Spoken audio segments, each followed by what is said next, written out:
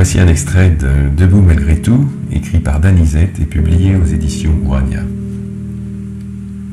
Le soleil se couche colorant l'immensité du ciel de ton rouge feu et faisant ressortir la silhouette des acacias dans la lumière faiblissante du soir.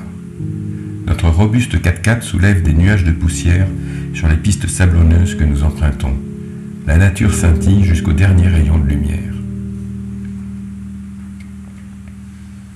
Je vis au Zimbabwe, nation qui jusqu'en 1980 était appelée Rhodésie du Sud.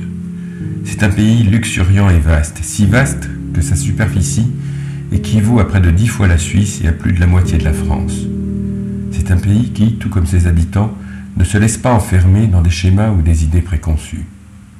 Par exemple, je suis africain et blanc. J'ai la lèpre, une maladie dévastatrice, stigmatisante et usante, qui, en Afrique, ne touche généralement que les Noirs. J'ai longtemps gardé ce secret pour moi, ne le partageant même pas avec mes amis les plus proches.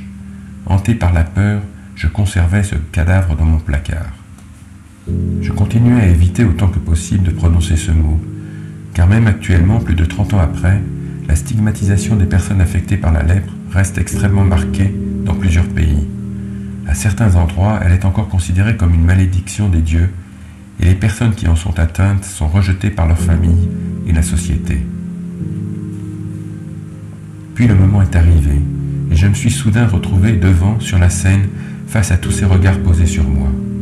Après avoir remercié chacun d'être venu, j'ai expliqué que mon intervention n'allait peut-être pas tout à fait correspondre à ce qu'ils attendaient. Puis je me suis lancé.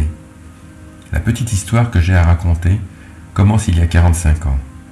À l'époque, je ne savais pas encore ce que j'avais, mais cela fait 28 ans que je l'ai découvert, et depuis c'est resté un secret. Tout s'était suspendu à mes lèvres, dans l'expectative. Hésitant, j'ai commencé mon récit en disant que j'avais attrapé quelque chose de particulier vers 1955. Je me gardais encore de prononcer le mot « lèpre ». Puis j'ai expliqué comment, quelques années plus tard, j'avais détecté les premiers symptômes d'une maladie sans pour autant prêter attention à ces signaux. J'ai raconté que, depuis le collège, je ne sentais plus rien dans mes mains et mes pieds, mais que je pensais qu'il en était ainsi pour tous les jeunes de mon âge. J'ai dit comment je m'étais ébouillanté et brûlé les pieds sans rien sentir, tout en refusant toujours d'admettre que quelque chose n'allait pas chez moi. Oui, ma vie était marquée par le déni. Dans l'église bondée, les gens écoutaient, subjugués.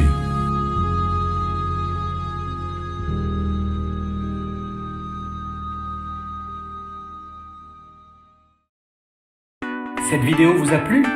Pour découvrir des extraits de livres ou tout simplement pour voir d'autres vidéos, n'hésitez pas à vous abonner à notre chaîne YouTube.